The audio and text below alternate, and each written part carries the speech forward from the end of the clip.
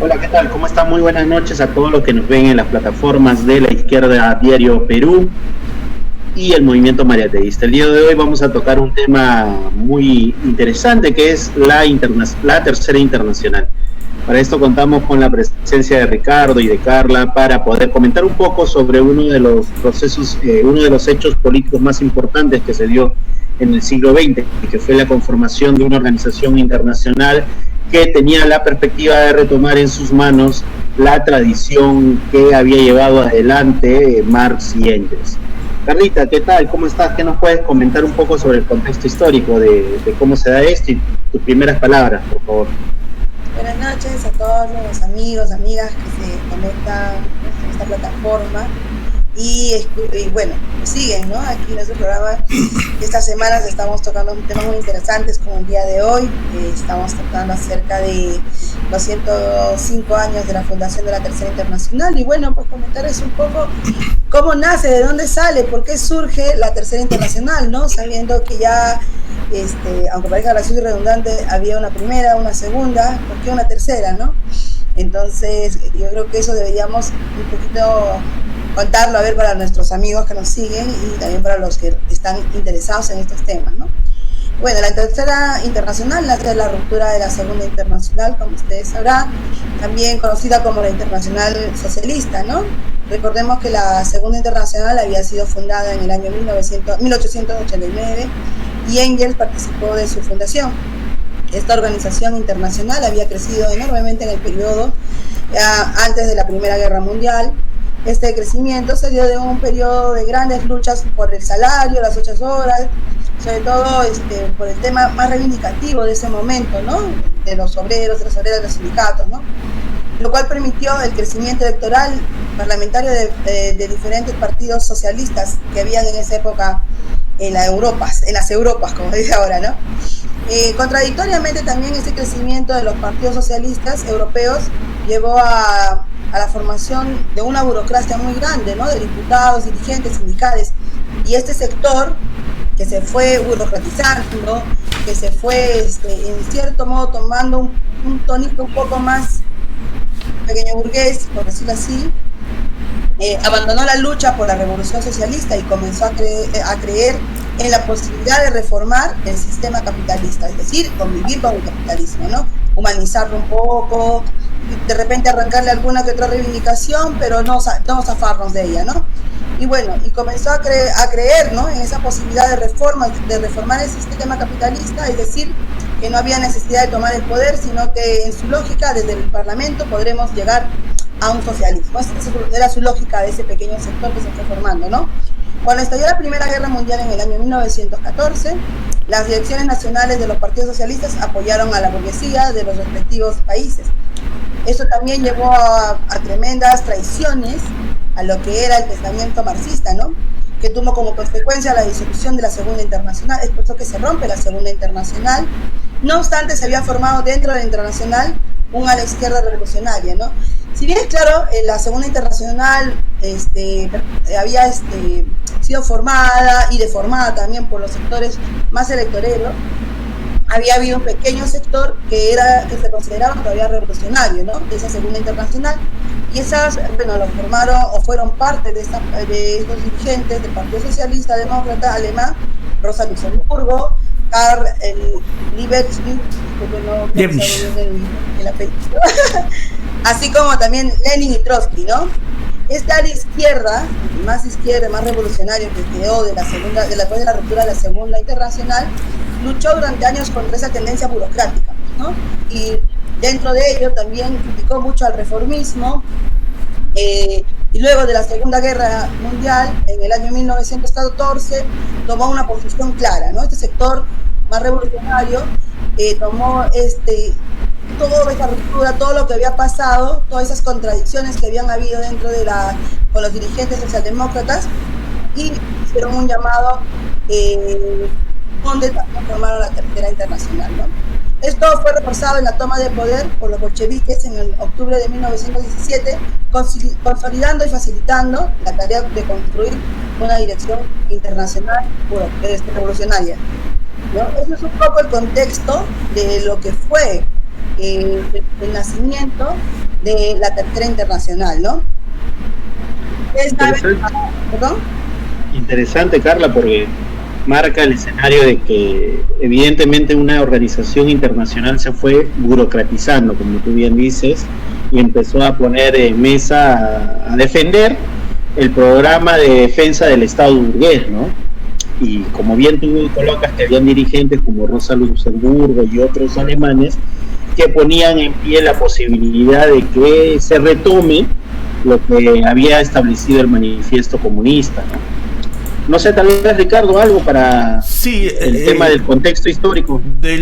Hoy estamos apreciando una foto, ¿no? Y que es de 1905, ¿sí? Y al medio se ve a una jovencita que es Rosa Luxemburgo. O sea, desde muy joven ella ya venía militando, ¿no? O sea, un elemento claro para tener en cuenta. Entre tantos varones había una dama al medio, ¿no? Rosa Luxemburgo. La única mujer, ¿no? Claro, era en 1905. Entonces, eso es lo que quería aportar, ¿no? Pero bien, creo que eso nos marca un contexto de cómo surge y hacia dónde va, ¿no? Sí, Ricardo, yo creo que ahora, más o menos para los que nos están viendo, tienen que ver que esta Tercera Internacional, como bien dijo Carla, nace a partir del proceso revolucionario de 1917, ¿no?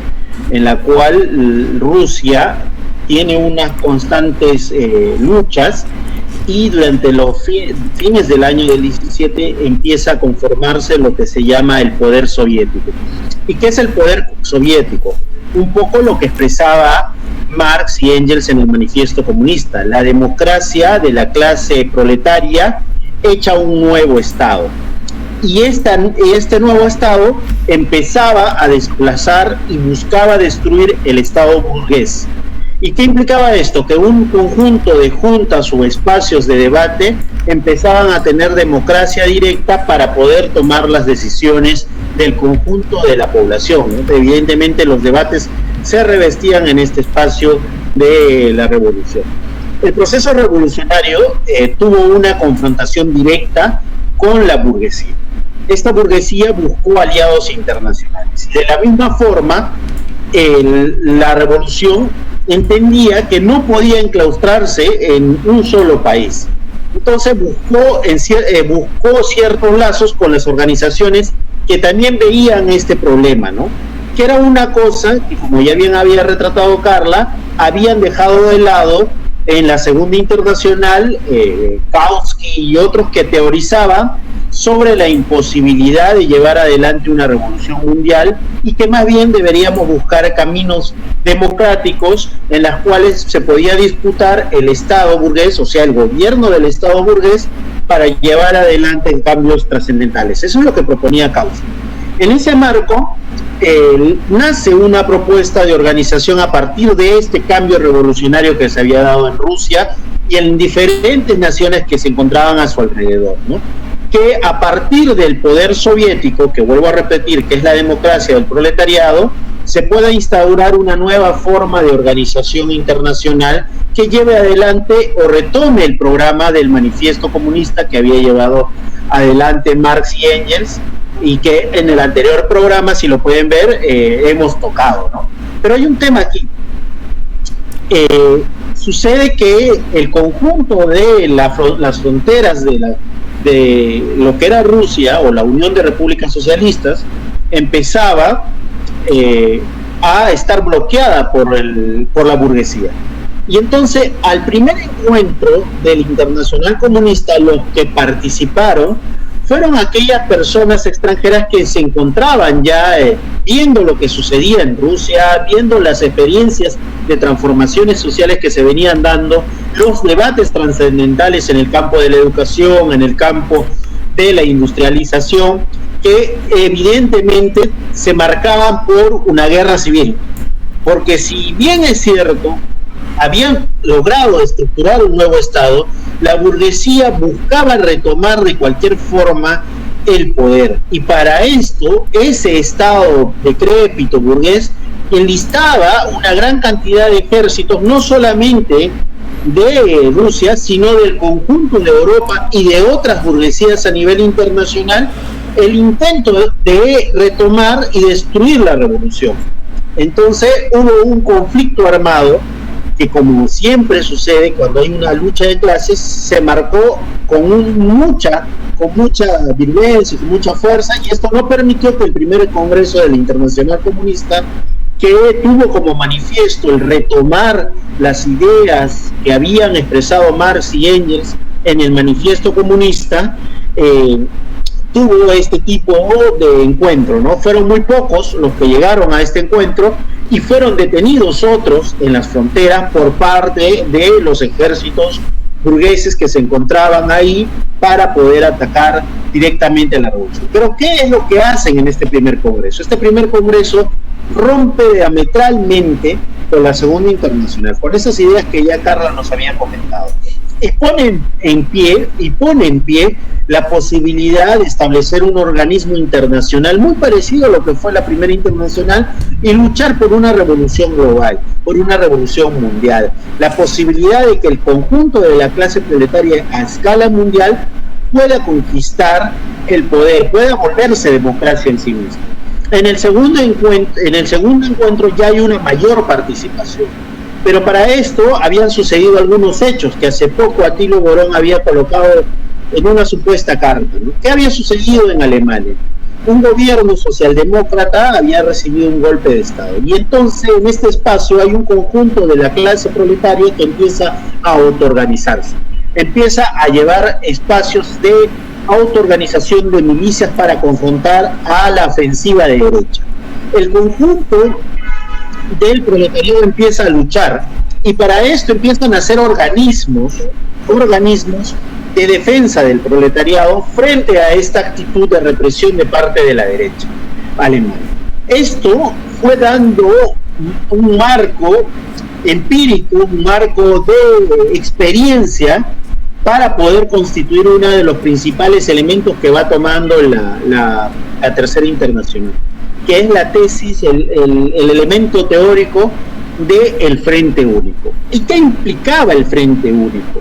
A diferencia de lo que nos explicaba Atilio Borón, que era votar por el menos malo, el Frente Único que expresaba Trotsky, Lenin y el conjunto de la Tercera Internacional era la necesidad de suprimir el programa mínimo y el programa máximo, porque era común, como bien decía Carla, que el burócrata decía que había que luchar por el programa máximo en un momento y en otro momento por el programa mínimo, y eso es común, lo escuchamos en distintas luchas. Hay que luchar por el máximo y por el mínimo, y en este marco ellos dicen no, busquemos programas transicionales, que esas luchas mínimas puedan volverse luchas máximas, y en el espacio de derrota de las luchas máximas se puedan conseguir victorias mínimas, pero no quitando a largo plazo la estrategia de la revolución mundial. Entendiéndose esto, ojo acá marcando, entendiéndose esto con la flexibilidad de vida, con el vínculo entre táctica y estrategia, y no todo lo contrario, como sucede en algunas organizaciones, y ellos lo marcaban ahí, ¿no? Con la socialdemocracia, con esa socialdemocracia que ya Carla acaba de retratar cómo se movía. Esa socialdemocracia expresaba todo lo contrario, que había que luchar por lo mínimo, por lo máximo, y había que evitar la posibilidad de poner en pie la construcción de una revolución mundial. Y ya estaban en contra de eso, ellos creían solamente que había que hacer algunas matizaciones en el Parlamento y se podía por medio de leyes conseguir de mejor forma humanizar el Estado burgués y a partir de esto humanizar el capitalismo, en pocas palabras, ¿no? Entonces, uno de estos elementos, una de las propuestas nacida a partir de estos hechos es la necesidad de un frente único. ¿Qué es un frente único? Participar en todos los espacios de protesta, de movilización, de rechazo al Estado burgués, pero poner en esos espacios la necesidad de la destrucción del Estado burgués, la necesidad de establecer una democracia del proletariado y que implicaba la construcción de la dictadura del proletariado. ¿Y qué era la dictadura del proletariado? De la mayoría de la clase trabajadora que se encontraba en esos momentos. Ya en la tercera y cuarta reunión que se va a establecer en el marco de la Internacional Comunista van a llegar una mayor cantidad de partidos. ¿Por qué? Porque la Unión Soviética empieza a fortalecerse y suceden hechos históricos muy importantes como la derrota de los ejércitos contrarrevolucionarios contrarrevolucionarios. En todo caso, a partir de esto podemos ver algunos hechos que van a abrir el escenario a una situación que se va a postular, que creo que Ricardo va a explicarnos de mejor forma, que nos se refiere al socialismo en un solo país. Bueno, sí, has hecho un pantallazo general de los 4 primeros congresos, que ha sido muy, muy importante, ¿no? O sea, los 4 primeros congresos ha tenido gran debate, porque estaba en vida, estaba Lenin. Ahora, sin embargo, el quinto congreso que se iba a realizar, que se llevó a cabo en el 24, tuvo unas previas, ¿no? O sea, previo al quinto congreso se tuvo, como figura ahí, el 13º congreso del partido, en la cual Lenin ya no participó porque estaba enfermo, ¿correcto? Estaba mal de salud. Y para el 13º congreso, que fue en mayo del 24, él ya había fallecido. Es decir, había un vacío considerable que no podía ser cubierto. Bien. Sin embargo, en ese congreso, a pesar de que su testamento fue leído, no fue tomado en cuenta. O sea, no hubo debate, no hubo crítica, no se publicó en los diarios. O sea, su testamento era una crítica abierta contra lo que Lenin empezaba a considerar una burocracia y contra Stalin. ¿Por qué motivo? Era por cómo se había desenvuelto en Georgia, ¿ya? La anexión de Georgia, ¿correcto? Ese era el debate. Pero fue ahí encarpetado, ¿no? Ahora, todo ello, ¿qué significó? O sea, es decir, en opinión de Lenin, había una burocracia que se venía formando, pero tenía una explicación, obedecía a un contexto objetivo, que era que en el plano internacional, ya, acordémonos, estamos en el 24 para el quinto congreso, ya, junio. ¿Qué haya pasado en el plano internacional? El año anterior, la revolución alemana había sido derrotada, ya, o sea, había sido derrotada. Entonces, la revolución no se llegó a expandir. Y en lógica de Marx, Lenin, Engels decía que la revolución solamente viviría si esta se internacionaliza, si esa se exporta, ¿ya? Si más países hacen su revolución. Sin embargo, eso no sucedió. Rusia quedó aislada ante el fracaso de la revolución en Alemania, y eso desmoralizó pues a las masas soviéticas, ¿no? Porque ellos estaban esperanzados en que iba a haber una revolución. Sin embargo, eso no pasó. Eso fue en el aspecto nacional. Ahora eso fue en el aspecto exterior. En lo nacional, no olvidemos que Rusia era un país atrasado. Ya había una herencia de un país atrasado. Salió una guerra, en la primera guerra, y donde también había sido asediada por 14 ejércitos imperialistas, ¿ya? Y muchos de los cuadros viejos, la vieja guardia, había fallecido y había muerto, y otros venían asumiendo cargos en el nuevo estado, ¿ya? O sea, esto implicó pues de que surgiera como una nueva camada de dirigentes que no pudieron dar pelea. Asimismo, como se implementó una nueva política llamada NEP, que en opinión de Lenin iba a ser transitoria, mientras en los demás países se iba a dar la revolución. Pero como no se dio, es decir, fue un golpe terrible para el 24. Este es el marco en el cual se da el quinto congreso en el año 24, ¿ya? Ahora, también tenemos un acontecimiento. O sea, en el 24, ya para diciembre, en el balance se discute la revolución en Alemania. ¿Qué pasó en Alemania? ¿Qué pasó? Y se acuerdan pues que la culpa era de la dirección alemana. Si bien es cierto, en Alemania no había un Lenin alemán, no había un Trotsky alemán, porque no olvidemos que Rosa Luxemburgo y Leibniz habían sido asesinados en el 19, ¿ya? Pero esto golpeó tremendamente, ¿ya? Ahora, un dato más sobre la revolución en Alemania. Previo a la insurrección en Alemania para el 23, fueron a la Unión Soviética, ¿no? Decir, compañeros, ¿sabes qué? Necesitamos apoyo para hacer la revolución, necesitamos apoyo. Y sería bueno pues que el compañero Trotsky, que ha dirigido acá el Ejército Rojo, que venga. Pero como ya había pugnas internas, no le autorizan a Trotsky para ello, ¿no? Luego, días previos a la insurrección, la dirección de la Internacional Comunista dice, mejor no, ya no hay las condiciones y se cae eso. A pesar de ello, hay por la base hay amontonamientos, pero no llega más. Eso fue el quinto congreso. Es decir, la revolución ya había sido golpeada en Alemania. Ahora, también en ese congreso se reflejó la tendencia de una dirección cada vez más burocratizada, sin un norte y oscilando entre la reforma y la revolución, y teniendo como eje la política pues del socialismo en un solo país, que fue formulada por Stalin, ¿no? Esa teoría, ¿qué implicaba en el aspecto internacional? Implicaba pues que los esfuerzos internacionales deben centrarse en la construcción del socialismo en la Rusia, ¿no? O sea, Trotsky asumió que la tarea de liderar la oposición tenía que haber una batalla. Entonces, esos fueron algunos elementos, ¿no? Ahora, para ir tal vez culminando esta parte, durante el quinto congreso debemos anotar que ¿cuál fue la tragedia política del internacional? Se manifestó con el fracaso de la Revolución China, que tuvo un lapso del 25 al 27. ¿Qué pasó ahí?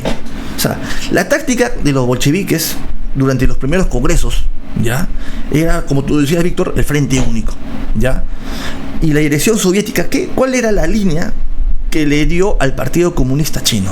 La línea era de que el Partido Comunista Chino se subordine al Kuomintang. Y esta línea, esta orientación, culminó en la masacre de trabajadores en Shanghái en el 27 y el entierro de la revolución en un baño de sangre, bajo las órdenes de Chiang Kai-shek en septiembre. Es decir, esta orientación, producto que tuvo, o sea, dos elementos fulminantes, fue la revolución en Alemania en el 23 y la China, ¿no? O sea, la línea, ¿cuál era? Era que ese chino, Partido Comunista Chino, se someta al Kuomintang. ¿Y eso qué ocasionó? Ocasionó pues que la revolución sea bañada en sangre en el 27. Y la clase obrera que estaba ahí fuera destruida. Por eso Mao tuvo que irse al campo, porque en la ciudad ya le habían sacado el ancho, habían masacrado. ¿Por orden de quién? Pues de la internacional, que ya estaba bajo una orientación pues burocratizada, como decía Lenin. Eso es lo que quería manifestar en esta parte de lo que es el quinto congreso.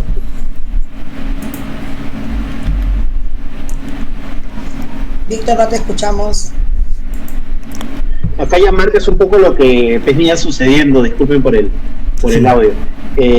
Es evidente que hay una disputa contra la burocratización, y de esta burocratización logra vencer el conjunto de lo que se había planteado en la Internacional Comunista, y luego empezará un proceso de descomposición aún peor, ¿no? No sé si Carla nos puedes comentar qué sucede en el sexto congreso de la Internacional Comunista luego de estos hechos que acaba de Ricardo ya hizo una pequeña introducción acerca de la tragedia que pasa en China, pues, ¿no? Que no llega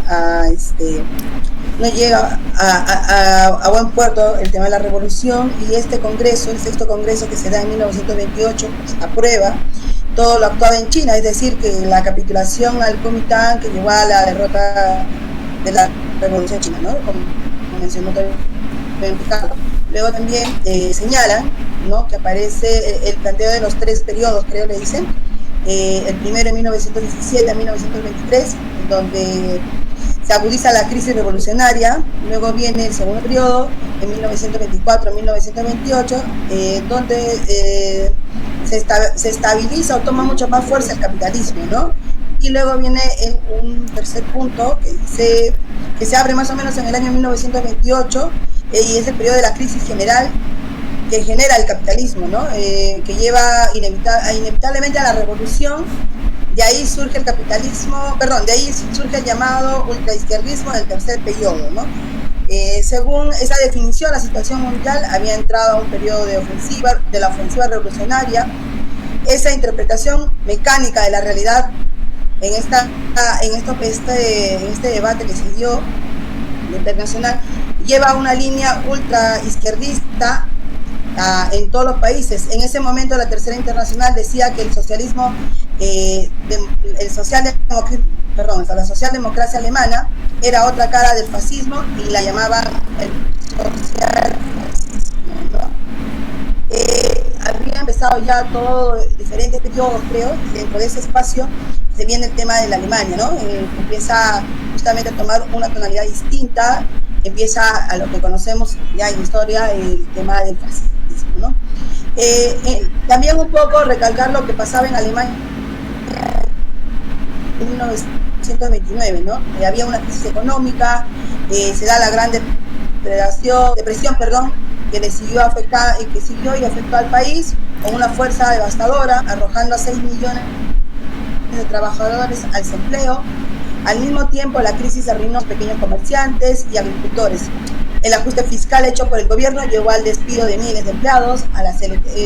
Sabemos todo esto que pasaba en 1929, que también llega a las elecciones para el Parlamento alemán en septiembre de 1930 al partido nazi.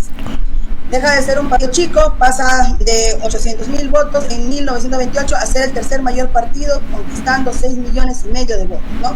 Es decir, el fascismo había tomado fuerza en Alemania, lo que había sido un partido pequeño, marginal, logra conectar con más personas, ¿no?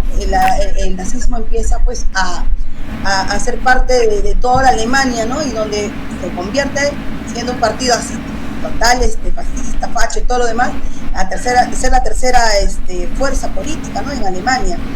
Bueno, vuelvo a recalcar, ellos ganan y son el tercer partido más votado, con 6,5 millones de votos. La dirección del Partido Comunista Alemán, que también había aumentado su votación a 4,5 millones de votos, subestimó totalmente el crecimiento del fascismo, ¿no? En ese momento ellos pensaban que tenían todo el poder en ese momento y lo que no calcularon, se emocionaron y terminaron pues siendo sobrepasados por este partido fascista, ¿no? También ahí surge, ¿no?, la falta de la resistencia por parte del movimiento obrero, que llevó en 1933 a que en 1933, Hitler llegase al gobierno sin que el Partido Comunista ni la clase obrera se oponga o tenga mayor resistencia, ¿no? O sea, hubo un mal cálculo político en ese momento, ¿no? Después de llegar al poder, Hitler utiliza el pretexto el incendio del Parlamento, provocando por sus propios militantes para acusar a los comunistas. Dio un golpe y así asumió enteramente el poder. Eso es un poco el contexto histórico que se vive en la Alemania de 1929, ¿no? Pero también cabe resaltar aquí a uno de los grandes también revolucionarios que son parte de la historia de la internacional, de la tercera internacional, y que fue parte también del círculo revolucionario de la segunda internacional, que fue Trotsky, ¿no? Trotsky también llega a la conclusión de que la victoria de Hitler hace un análisis de esa Alemania de ese momento y llega pues a determinar inevitablemente que la guerra contra el Estado soviético, que llega a concluir que la victoria de Hitler determinará inevitablemente la guerra contra el Estado soviético y prepararía también un ataque del imperio alemán a Europa e incluso al mundo entero, ¿no? Más o menos que vislumbraba lo que iba a pasar después de que Hitler y todo el nazismo alemán empezaba a surgir allá, ¿no? Con fuerza, empezó a tomar todo ese tipo de adeptos con muchos seguidores alemanes allá, ¿no? Y es verdad que su análisis fue muy exacto, ¿no? En el año 1931, 8 años antes de la Segunda Guerra Mundial y 10 años antes de la invasión a la Unión Soviética por parte de Alemania, inclusive 3 años antes de que Hitler llegara al poder, Trotsky defendió con mucha persistencia que el Partido Comunista Alemán llamase al Partido Socialdemócrata a construir un frente único, obrero, para enfrentar la derrota del nazismo, ¿no? Es ahí donde él le dice, no, lo vamos a preparar, hagamos un contrapeso político y bueno, pues, ¿no? La historia, ya sabemos lo que pasó al final, ¿no? Todos sabemos que el fascismo tomó mucha fuerza en Alemania, el partido y la resistencia que a última hora, por lo que llaman Trotsky, le dice presionen antes de derrotó desgraciadamente a todos los comunistas, muchos fueron perseguidos, asesinados, ¿no? Dentro de esa Alemania fascista, ¿no? Como último digo, Trotsky proponía un frente único de obreros, organizando a la clase trabajadora, constituyendo milicias obreras y destacamentos armados, ¿no? En fábricas y los barrios, para el enfrentamiento armado de la clase obrera contra la burguesía, pero ya sabemos, vuelvo a repetir, lo que pasó después en Alemania, ¿no? Eso es un poco lo que pasa en la contexto internacional y también un poco el contexto de la Alemania de 1929, compañeros, ¿no? Un poco les paso a contar lo que había pasado. Sí, es interesante ver lo que sucedió durante estos congresos y evidentemente, no sé si Ricardo puedes avanzar las diapositivas, por favor. Lo que en cierta medida podemos ver es una serie de hechos que a partir de esos hechos se van a ir materializando en cierta medida política, ¿sí? Y el hecho de Hitler, el fortalecimiento de Hitler, llevó por delante a establecer una política de unidad de acción con diferentes actores o incluso hablar con clases sociales. Bajo el concepto de Frente Popular se empezó a esgrimir la lucha, entre comillas, antifascista, que buscaba establecer organizaciones de muy amplio espectro, ¿no? Desde la burguesía hasta algunas otras clases sociales, y esto rompía con lo propuesto por Marx y Engels y rompía con la táctica con la cual había podido llevar adelante la revolución rusa, el partido bolchevique, ¿no? ¿Y qué era? Establecer este tipo de frentes en las cuales participaba la burguesía, etcétera, y otros, para poder luchar, entre comillas, contra el fascismo. Es muy común escucharlo actualmente, ¿no? Por ejemplo, cuando fue lo de Milei, se llevó adelante esta supuesta táctica del Frente Popular y entonces había que estar del lado de Massa para poder confrontar a Milei. Cuando en la práctica, Víctor, esa no es la forma. Una más o menos para tal vez quien no nos sigue. ¿Cuál es entonces la diferencia entre el Frente Único que se defendía en los primeros congresos y el Frente Popular que se plantea en este séptimo congreso? Hay una diferencia primero en el tema de colaboración. Para el Frente Popular hay una necesidad de colaboración desde clase para poder confrontar al fascismo, ¿ya? Y por el Frente Único no. Tenemos que organizar un espacio de unidad para poder transitar hacia la democracia del proletariado, o sea, luchar en ese espacio. En este lado, por el otro lado, como es un espacio de conciliación, de búsqueda de unidad de clases, para defender supuestamente la democracia institucionalizada, entre otras cosas, otros discursos que siempre es común escucharlos, terminas siendo parte de la política que establece para la defensa únicamente de esa. Entonces, podemos decir que en el Frente Popular está la burguesía y en el Frente Único los sectores, los explotados, los trabajadores, exacto, correcto. Exacto. Y hay otro elemento, Ricardo, que por un lado, en el Frente Único, son ellos mismos quienes empiezan a organizarse, a autoorganizarse y llevar adelante medidas de defensa de sus condiciones laborales, de sus espacios de trabajo, empezar a producir de acuerdo a lo que llevan, empezar a luchar, a protestar, a movilizarse, porque son las únicas herramientas que tienen. Por el otro lado, la tendencia es a buscar formas dentro del aparato burgués, del Estado burgués, para poder llevar adelante las luchas. Entonces, en ese marco empiezan una serie de tácticas, políticas, estrategias, como por ejemplo, la de que no es el momento de hablar de revolución, que no es el momento de hablar de cambios, que ya habrá ese momento, que en este momento es la lucha contra el fascismo y la unidad contra el fascismo implica votar por X o Y candidato, aceptar la presencia de la burguesía en ciertos espacios, y por consiguiente esa táctica, como bien Carla ya lo ha retratado, lleva a una serie de fracasos del Internacional Comunista. Estos fracasos del Internacional Comunista van a llevar más adelante a la conformación de un secretariado nuevo, pero bajo la vigilancia de Stalin. Stalin concebía ya esto, ya no como un espacio de debate del conjunto de las organizaciones partidarias participantes en la Internacional Comunista, sino como una secretaría que le permitía tener relaciones internacionales, las relaciones exteriores del socialismo en un solo país, de la burocracia que él había podido consolidar dentro del espacio de la Revolución Rusa. Tal vez, Ricardo, nos puedes comentar un poco esta etapa sobre cómo se da esta disolución de la Internacional Comunista. Sí, muy bien, compañeros, ¿no? Para hacer una recapitulación breve, ¿no? Hemos tenido los 4 primeros congresos, en la cual estaba Lenin, de que ha sido de ahorro, debate, discusión, que ha salido documentos muy importantes, la tesis de Oriente, el Frente Único, la política parlamentaria, todo ha sido discutido en los 4 primeros congresos.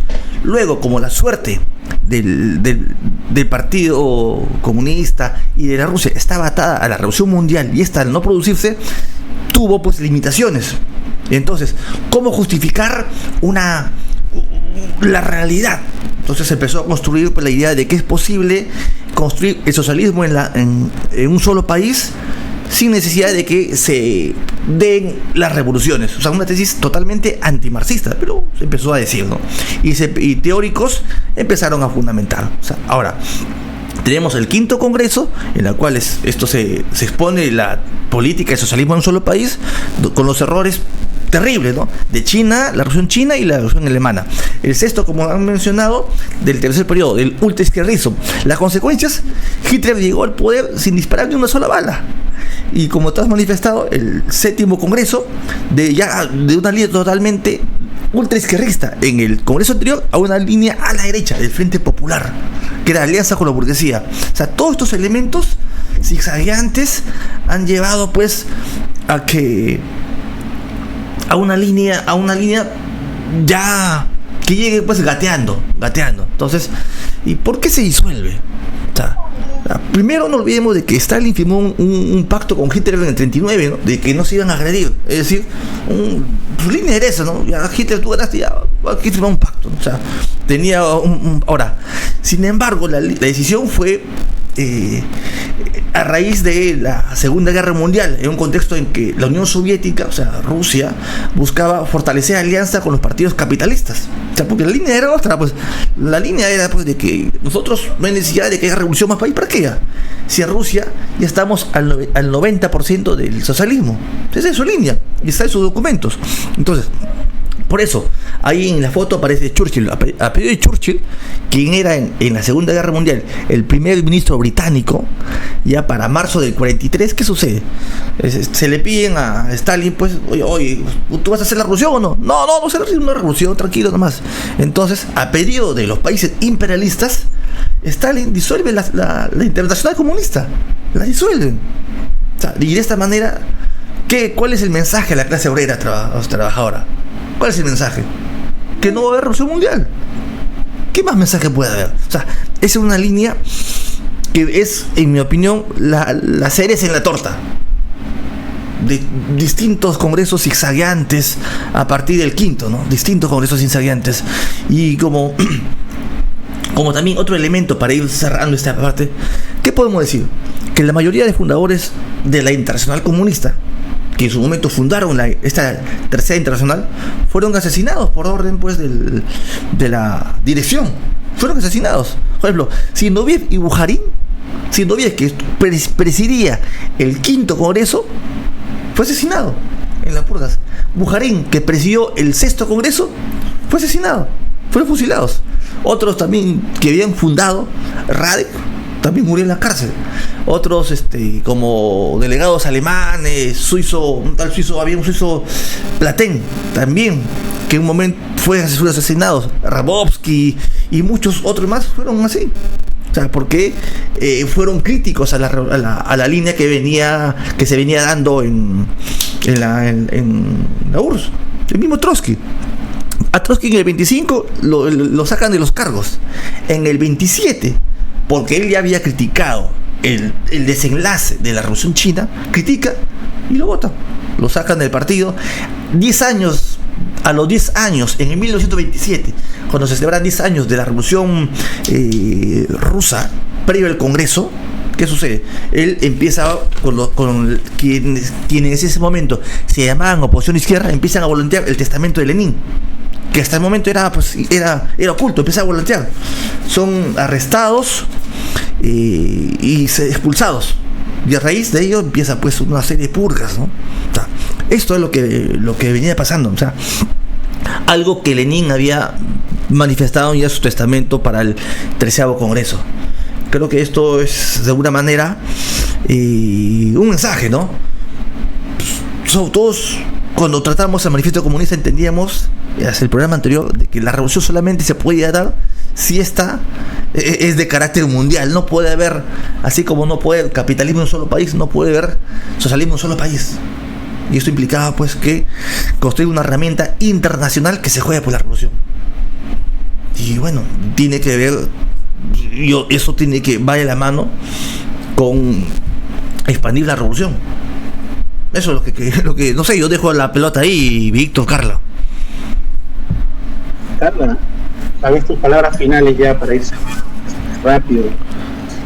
Sí, yo creo en realidad que, en la tercera internacional creo que todos nosotros nos vamos a sentir identificados porque se retoma una vez más los puntos sobre el tema de la expansión de la revolución, sobre empezar pues, a generar movimientos dentro de los diferentes países colonizados para que puedan liberarse, ¿no? Como una liberación, de zafarse del capitalismo y todo lo demás. Pero también creo que hay una cuestión muy importante que encontramos en la tercera internacional, ¿no? Y es que esta nos da un legado programático, ideológico y sobre todo organizativo. Yo creo que eso deberíamos rescatar para futuro trabajo político, ¿no? Yo creo que hay que reivindicar mucho esta tercera internacional que nos habla de esa ruptura con el reformismo, con esa ruptura de los capituladores y electoreros, ¿no? Yo creo que eso deberíamos tenerlo bien en cuenta porque eso se repite, y se repite mucho en América Latina, ¿no? Con los partidos comunistas o con los que se consideran de izquierda, ¿no? El reformismo ha tomado mucho más fuerza hoy en día con las diferentes divisiones que hay de los partidos de izquierda. Creo que es nuestro deber retomar, pues, ¿no? Las verdaderas banderas de lucha que señalaba la tercera internacional para poder generar procesos revolucionarios verdaderos y legítimos en los diferentes países de América Latina, ¿no? Y del mundo. Ricardo, tal vez tus últimas palabras. Sí, bueno, últimas palabras de este programa, nada más. No, sí, lo que manifiesto es que creo que la tercera internacional jugó un papel muy importante, ¿no? Durante los primeros 4 congresos, reitero, de gran debate, que en mi opinión continúan vigentes. Por ejemplo, ¿cuál es la función de un parlamentario que se reivindica de izquierda? Tener un pie en la movilización, en la lucha de clase, y otro pie en el parlamento. Que el parlamento es solamente una tribuna para la agitación. Nuestro papel es hacer entender a las masas trabajadoras que agoten sus ilusiones en el sistema capitalista. Y eso está planteado en los 4 primeros congresos. Es el documento. ¿Cuál debe ser la línea de cara a las masas, al sectores explotados? Construir un frente único, ¿ya? Con independencia de clase. Está planteado en los 4 primeros congresos. Creo que eso debe ser, y es el punto, ¿no? Lo cual hay que reivindicar y dar pelea en todo espacio.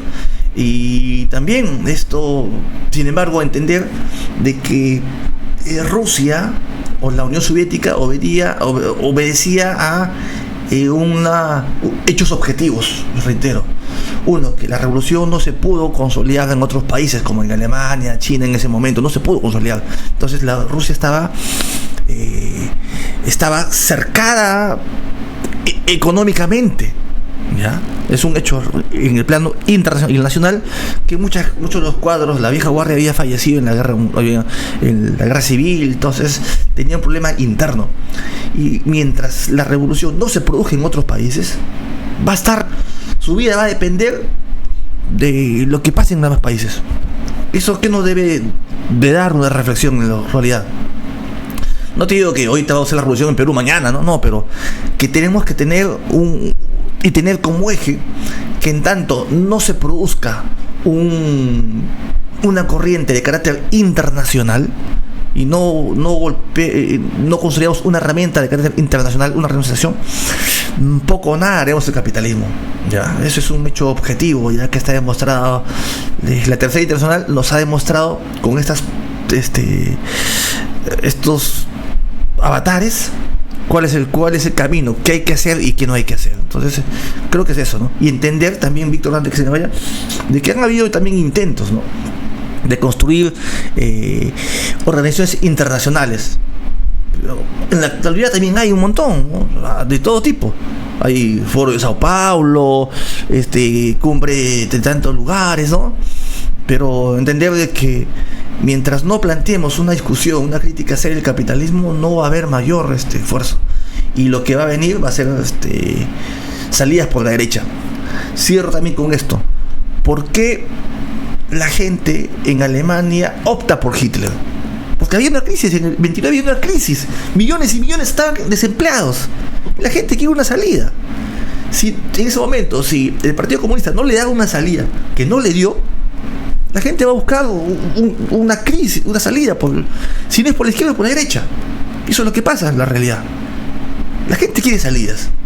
Entonces, tenemos que tener una salida clara. Yo cierro con esto, Víctor, de que nada está aislado, todo está concatenado y que nuestra respuesta siempre debe ser política. Gracias, Víctor.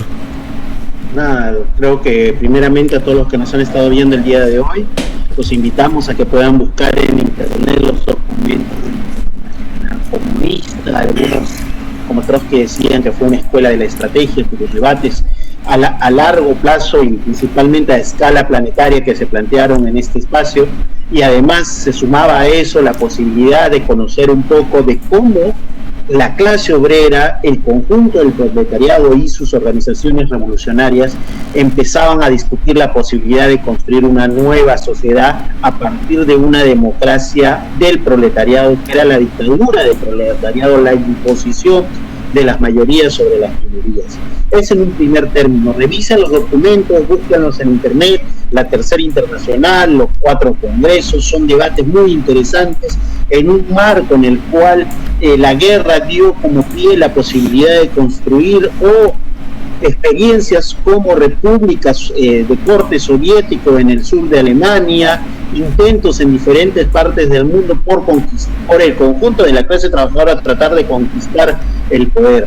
Y asimismo, Ricardo y Carla, yo no quisiera cerrar este programa sin tomar en cuenta este elemento que marcaba Ricardo sobre la necesidad de la organización internacional. Todo proceso de cambio revolucionario, y más aún que se propone transformar la sociedad, no puede quedar enclaustrada en un solo país. No existe la lógica autárquica en el pensamiento marxista.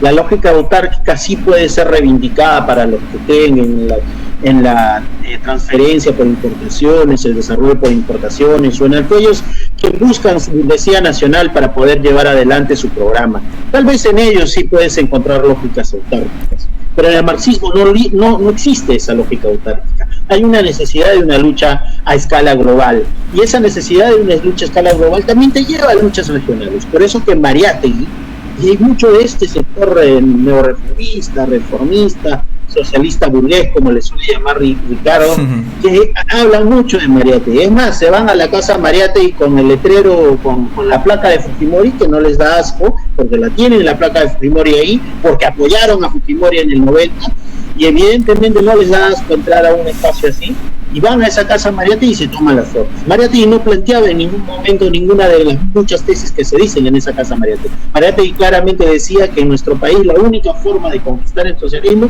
era una escala continental, y esa escala continental significaba la revolución indoamericana, y esa escala continental tenía que poner en pie la necesidad de la hermandad de la clase trabajadora, como con la clase trabajadora chilena, con la clase trabajadora boliviana, luego de los episodios de la Guerra del Pacífico. Y Mariátegui fue muy claro en este escenario, por eso que era su necesidad de viajar por parte del mundo, su necesidad de entender, y eso es parte de la experiencia de la Tercera Internacional.